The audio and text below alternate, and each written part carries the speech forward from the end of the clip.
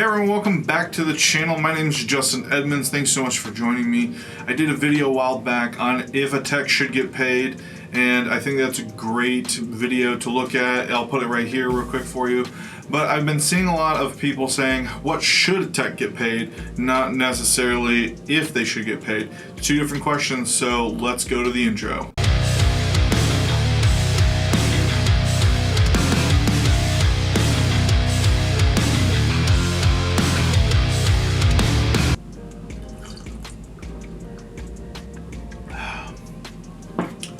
Alright, so like I said, covered this other topic before, but first, today's episode is still sponsored by EM Technologies. That's my business, it's my way of making money to be able to continue to make this content for you guys. So make sure you go over to emtmi.com, check the website out. It's really basic, gives us a little bit of information about who I am, and then also has a little contact form for you to fill out so you can get stuff from me, I guess. So really simplistic. So before we get rolling, make sure you hit subscribe and smash the thumbs up button, comment down below. It really helps me get more traction on the content. My last video, 10 Things I Can't Live Without, it was a huge success. I want to thank every single one of you guys for watching the video and commenting down below, and all the people that subscribed because of that video. I really do appreciate it a lot. So, the topic of this video, how much should a tech get paid? Well, I think that is going to change depending on where you live in the country. So I am based here in Michigan, and I've struggled with this as an integrator and how much should I pay people versus how much do I charge, because I'm paying myself and the company's trying to make money at the same time versus just me doing it as like a solo act. Those two things are completely different, and so people are going to charge differently. So if you have an integrator that's charging you to say run your first service or come out and help you guys run a couple things, it really kind of is going to differ from you hiring like a freelancer who all they do is just run front of house or monitors or something along those lines. So the next thing is outside of, so there's that. There's location, what state are you in, what part of the country, because like I said, I'm in Michigan, and you know the average pay for someone in our industry for doing this is probably between, I'd say about 25 bucks an hour is a good like idea of where it should be in the state of Michigan. That puts you at about 300 bucks for a day rate. If the skill level and the experience is more, like I have some guys that have been doing it for 10 or 15 years and who are really, really good. They'll charge between 400 and 600 bucks for a day rate. And then like you have those like really premier guys that are, you know, like $1,000 plus, you know, and that could also, that $1,000 could be paying for hotels and stuff as well, not just for them. So, but then if you go into say like New York or California, like New York, the state of New York, the average pay is about 35 bucks an hour, which is a little bit more. So I'd say that you're probably planning on spending 35 to 50 bucks an hour for, you know, someone who knows what they're doing but maybe isn't super great. The next thing I would say that you need to think about as you're trying to figure out what to pay someone is their actual like knowledge and understanding. And I think that is probably the biggest thing for me. Is I have guys that I'm willing to pay like 15 to 20 bucks an hour to come and run Sunday morning services, and then I've got guys that I'm willing to pay $45 an hour to come run Sunday morning services. And I'm obviously on generic, normal, everyday Sundays probably not going to be paying the $45 an hour guy unless I'm in a pinch.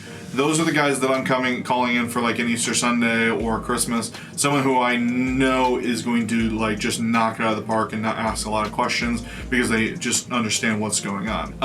The next thing would be how complicated is your service and how long is the person going to be there, because you usually can get away with day rates or half day rates versus paying someone hourly. So depending on the type of event you're doing is what you're going to have to choose. So if your event is pretty simplistic and it's only a couple hours, I would suggest say pay hourly. Hey, I'm willing to pay you 25 bucks an hour. A lot of guys may not do that, so you may have to bump it up to a half day rate.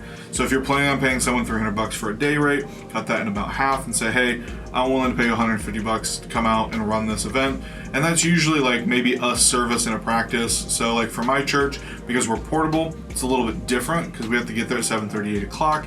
And then I'm not leaving church until about noonish after teardown. Sometimes 12:30, like today I left at 12:30. Today's the Sunday that I'm recording this. I don't get paid at my church, but if I was, that would be, let's see, what is that? 8, 9, 10, 11, 12. That's 4.5 hours, so that'd be about a half a day rate. So my day rate is usually, depending on the complexity of the services or event, I'm usually anywhere between $400 and $600. For the complication level that my church is, I'm probably like a $400 day rate. So I would expect about $200 to run my church's service because of the length and the complexity of it. And I've been doing audio and sound and all of the AV things professionally for about 11 years now.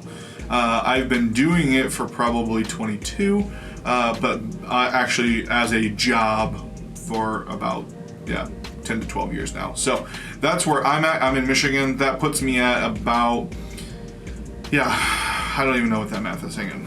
So that puts me at a half day rate at about 50 bucks an hour, being in the industry for 10 to 12 years professionally. I don't think that there's a lot of people that I would pay that much money to for the type of service that I'm doing on Sunday morning. If the church ever asked to pay me and asked me what I wanted, I'd probably charge them about 25 bucks an hour. Now that I think kind of changes depending on the, like again, I said, like the severity and the skill level that is needed and what's happening, how long, those kind of things. Someone's driving an hour away to do a service for you, you're probably gonna have to pay them a little bit more, those type of things. So there's a lot that goes into that, but I think just doing some simple Google searches and figuring out in your town, state, what's the average pay, that someone's getting, and, being generous, because I do believe that the Bible says that we should be handsomely rewarded for what we're doing for the kingdom. And I do strongly believe that even if we are hiring someone that isn't a part of our church and isn't a Christian, that we should pay them even more than what we would pay a Christian, because I think that as Christians, we have kind of a stigmatism towards us, stigmatism, whatever that word is. People think that we're cheap.